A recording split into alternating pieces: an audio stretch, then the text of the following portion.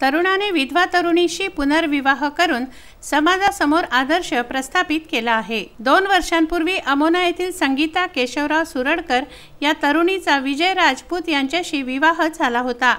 आजारपणामुळे त्यांचं निधन झालं।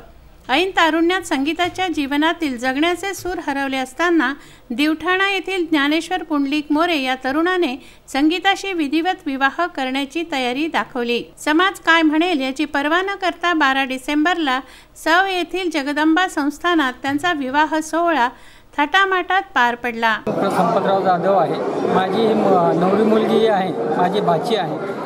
तिच्या नवऱ्याचं आकस्मिक निधन झालं होतं आणि त्यामुळे त्या बाकी पुढचा प्रश्न निर्माण झाला होता। परंतु ते ज्ञानेश्वर आहे यांनी या मुलीशी लग्न करण्याची तयारी दाखवली।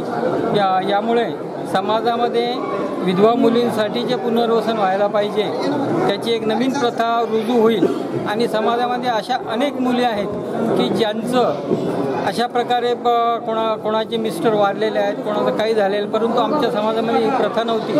आता ही नवीन प्रथा म्हणा किंवा नवीन पायंडा म्हणा आम्ही पाडलेला आहे, त्याचं सगळ्यांनी आज आदर्श घ्यावा अशी माझी सगळ्यांना विनंती आहे। आतापर्यंत क्षत्रिय राजपूत समाजात मुलींच्या पुनर्विवाहाला मान्यता नव्हती। भारतातील सर्व समाजांनी पुनर्विवाहाला मान्यता दिली, मात्र समाजाच्या दृष्टीने आजही अनेक जण याकडे वेगळ्या नजरेने पाहतात। आजच्या काळात मात्र विधवांच्या सामाजिक सहजीवनात अनेक सकारात्मक बदल होत आहेत। विधवांच्या विवाहासाठी जवळपास सर्वच जाती धर्मातील लोक पुढाकार घेताना दिसून येतात। मी गजानन मोरे, सामाजिक कार्यकर्ता। आमच्या समाजामध्ये आतापर्यंत मुलींचा पुनर्विवाहाची पद्धत नव्हती। म्हणजे आतापर्यंत जवळपास समाजामध्ये 200 ते 300 मुली तशाच म्हणजे लग्न झालेल्यानंतर विधवा झालेल्या आहेत, पण आतापर्यंत त्यांचे लग्न झालेले नाही आहेत। पण या ज्ञानेश्वर आणि संगीताच्या विवाहामुळं आमच्या समाजातील राजपूत क्षत्रिय समाजातील सर्व मुलींचे लग्नांची परंपरा यापासून आता सुरुवात होणार आहे आणि आजपासून हा नवीन पायंडा हा समाजामध्ये सुरू झालेला आहे।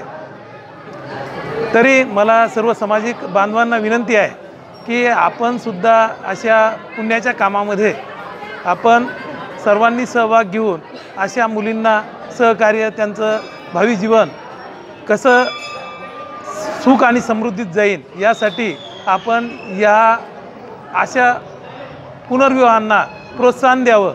अर्थात यामागे मुलींची घटलेली संख्या हे मूळ कारण नाकारता येणार नाही। त्यामुळे विधवांच्या सार्वत्रिक सन्मानाच्या दिशेने काम करण्याची खरी गरज निर्माण झाली असून ज्ञानेश्वर संगीताचा हा पुनर्विवाह समाजासमोर प्रेरक असा ठरला आहे। प्रशांत खंडारे यांचा विदर्भ न्यूजसाठी हा वृत्तांत, बुलढाणा।